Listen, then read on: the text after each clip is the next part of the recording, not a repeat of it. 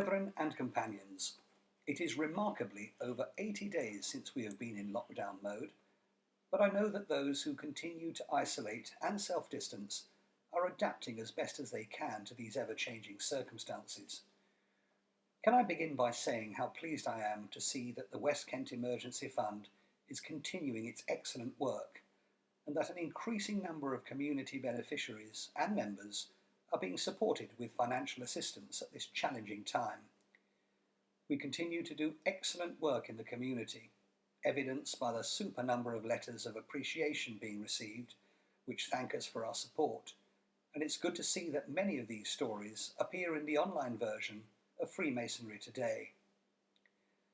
The recent edition of our West Kent News magazine, which focused exclusively on the COVID-19 related activities, was extremely well received, and I'm sure that you'll join me in congratulating our communications team, especially Adrian Grant, on a job well done.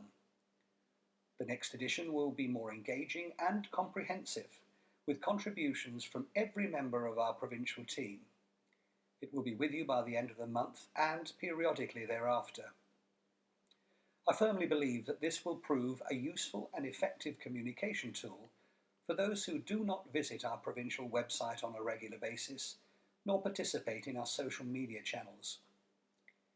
An ongoing concern of mine is the effect that enforced isolation continues to have on our well-being.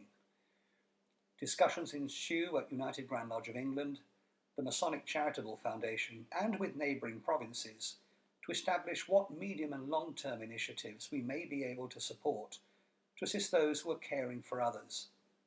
Our own provincial welfare team is working on an exciting project which will provide a support mechanism for those who either require a listening ear or a caring arm around them. I've been humbled at the correspondence and emails I've received from members who unexpectedly received an appointment or promotion recently, and those who were promoted to past provincial senior Grand Warden, given the recent review to the terms of reference to our cherished Invicta Award. As always, we will continue to strive to do all that we can to recognise the talent that we have within our ranks. You should all have received an email from United Grand Lodge of England featuring First Rising, its new communications tool for its members. Contained therein were a number of interesting items, not least details of a proposed exit strategy from our Masonic suspension. I dare say that, in due course, updates will undoubtedly follow, once further guidance and advice is received from government sources. Naturally, whilst member welfare is and always will be our overriding concern, it is essential that we remain COVID-19 secure in 2020 and beyond. I know that many of you are anxious about either not being able to attend meetings if restricted to a small number of participants, or otherwise feeling compelled to attend when you might not wish to do so.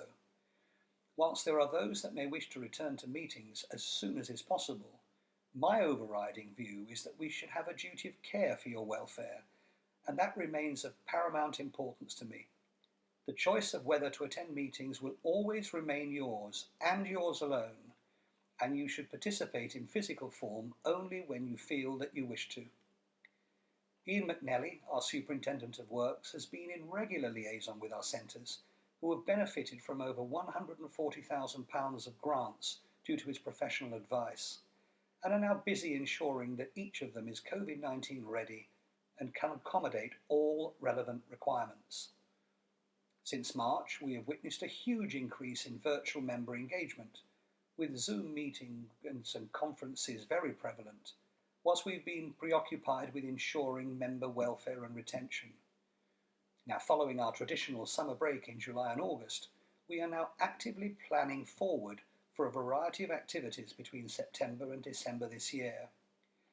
I've participated in a hugely popular Zoom calls and lectures, one by a Grand Master of a Progressive Order and another by a Prestonian lecturer, our very own Tony Harvey. These two events attracted almost 500 attendees, which proves that there is huge interest in such events. Accordingly, our provincial executive is actually working on a sizable schedule of virtual events, which will take place between September and December. These will be based on social, entertainment, Masonic or training themes, and to which you will all be very welcome to participate in. Our first event will be on Monday the 13th of July with a Zoom-based Ask the PGM Grand Superintendent event, very similar to BBC's Question Time, where any member will be able to submit a question on any topic of interest or on which he would like further information. Daniel Spencer will act as our host for the evening, and further details will be available in the next few days. It is critical to ensure that Freemasonry remains as relevant, engaging and enjoyable as it ever was before the suspension. As we prepare to take our first tentative steps on the roads towards a resumption of Masonic activity, we should reflect on all that we have learned during the past few months. We have made major strides forward in the recent past, and I hope that our province will emerge fitter, more engaged and ever stronger in spirit than before. I'm hopeful that in time to come, we will all be able to reconvene our lodge and chapter meetings, where we will be able to resume our camaraderie, but only when it is safe to do so. In the meantime, let's continue to stay positive and support each other through this difficult time by staying alert, continuing to take care of ourselves and each other.